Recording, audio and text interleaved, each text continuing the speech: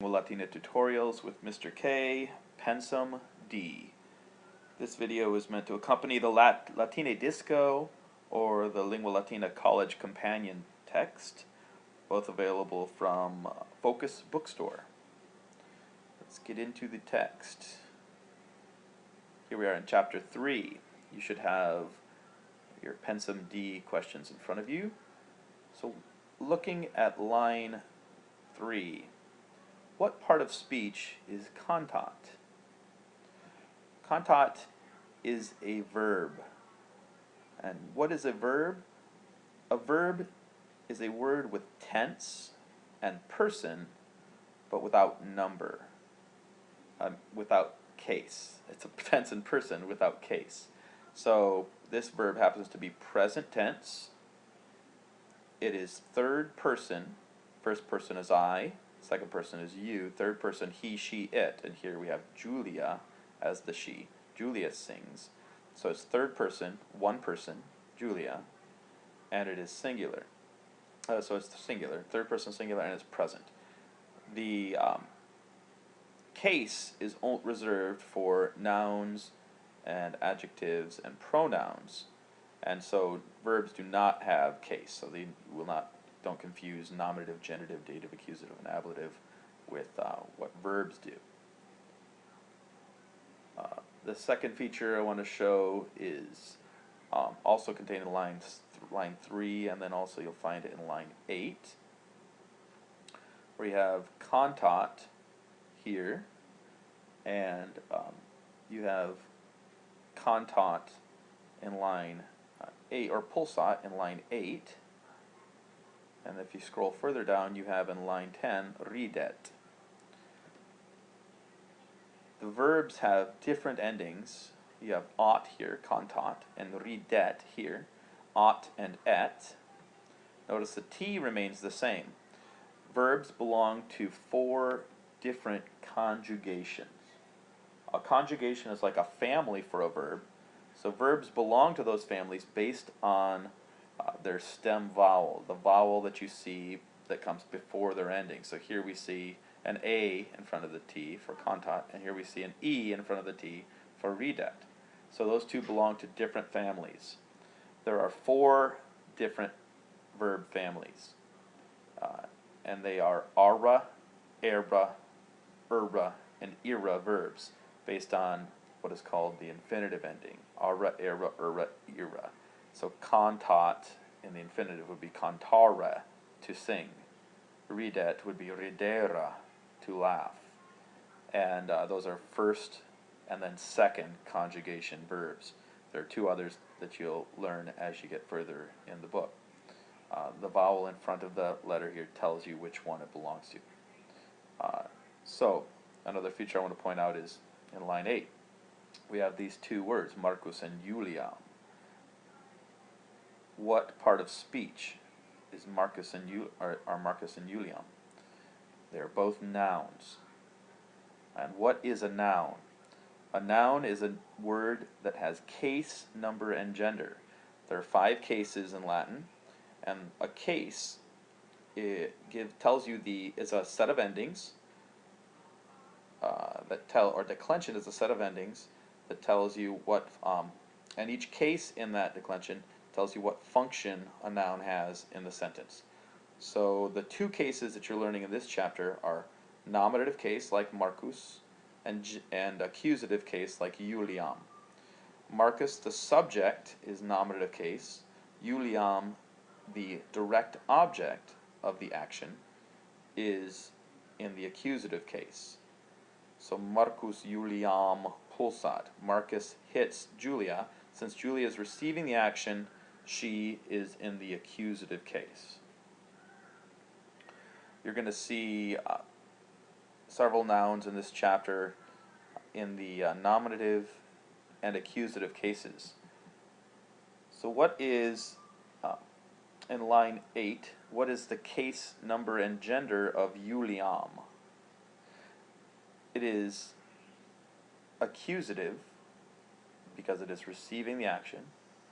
It is singular because there's just one person. And it is feminine, because Julia is a girl. The noun itself is feminine. So looking at line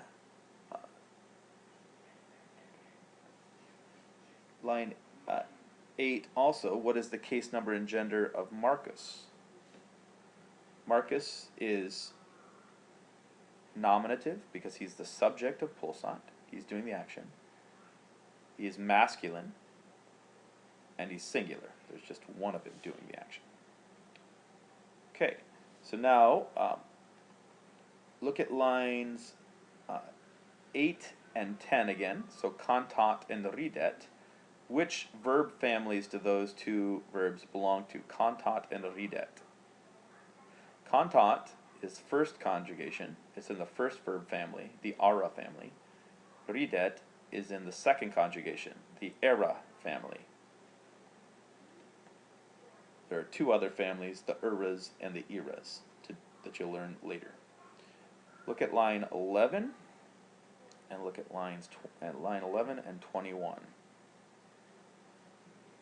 In line 11 and 21, what is the difference between videt in line 11, quintus Marcum videt, and in line 21 we have Aemilia venit. What's the difference between videt and venit? Videt is a transitive verb because it takes an object. I could say Marcus Juliam videt. Marcus sees Julia, and Julia is receiving the action of seeing. But Aemilia venit, Aemilia is coming, does not have an object. She is not doing an action to another noun.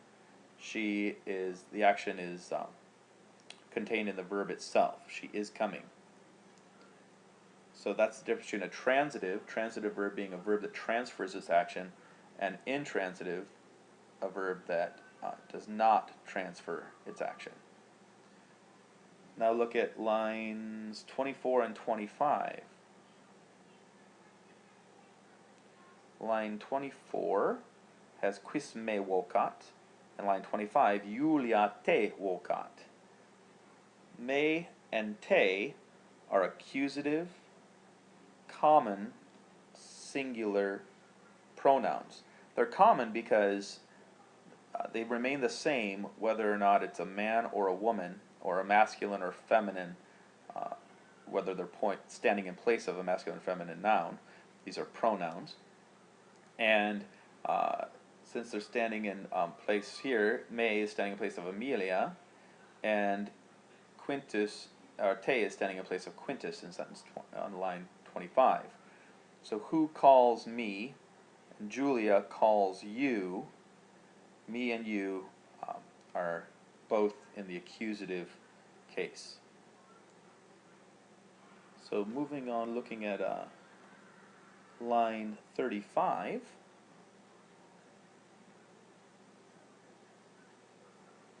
Aemilia quintum interrogat ubi est Julius, cur non venit.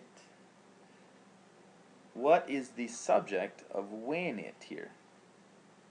The answer is Julius. Where is Julius? Why isn't he coming?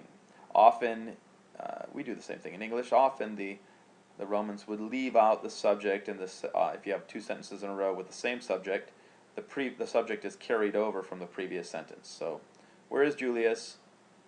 Why does he not come? Why isn't Julius coming? So Julius being the subject of venit.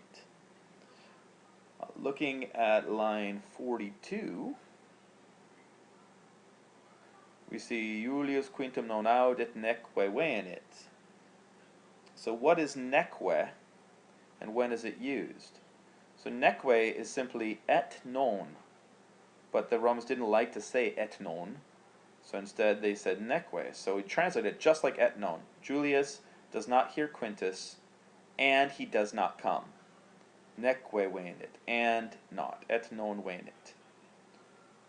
Look at line 43, and you see quintum non audit, Julius eum non audit, quia dormit.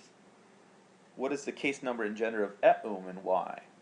Well, eum is accusative singular masculine because it is standing in place of quintus, and it's the direct object of known audit.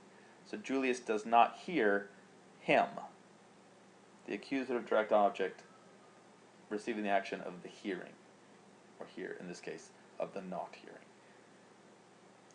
And looking at line 53, we have to scroll to the next page. Line 53, we see Julius quintum videt eumque interrogat, cur Marcus plorat. What is eumque, and how is it formed? We just saw the pronoun eum, the accusative masculine singular, him, and now we see eumque. This is not a brand new word, but rather it's the enclitic que, which means and, tacked on to eum. So eumque, as we see in the margin, is the same as saying et eum.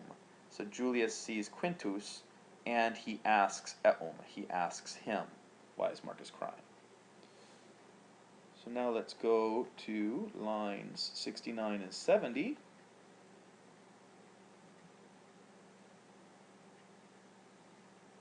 Let's see. What is the case number and gender of qui? We've got to go to the next page. Right here in qui. Quis est puer qui ridet.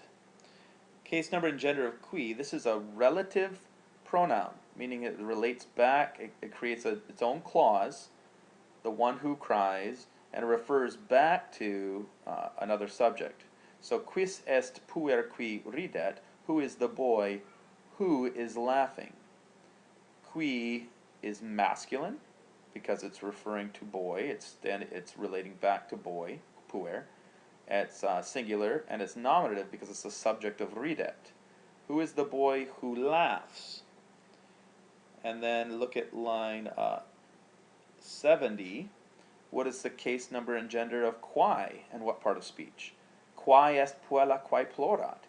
Who is the girl who cries? Quae is the same relative pronoun now in the feminine form, so it's nominative feminine singular, referring to the girl, puella. So qui and quae are both the same case and number, they just change genders. Who laughs? Who cries? The one who laughs, the one who cries. Looking at line 72 and 73, Marcus qui puellam pulsat, puer improbus est, puella quam Marcus pulsat est Julia. Marcus who hits a girl is a bad boy. The girl whom Marcus hits is Julia. Those are, here we have the example of qui as the nominative, masculine, who hits a girl. But then we have in the next sentence, quam, we have in the accusative case, puella quam, the girl whom Marcus hits is Julia. So here we have the accusative singular from feminine from qui, and it's referring to Julia receiving the action of the pulsating. And then we also see in line 75 the masculine form of qui in the accusative. The boy whom Amelia is spanking is Marcus. But in English, when we translate our accusatives of who, we use whom. So if it's an object, it should be whom in your translation. So the boy whom Amelia spanks is Marcus. And that is the end of Pensum D. Go ahead and try to answer those questions, and I'll see you in chapter 4 when you're ready.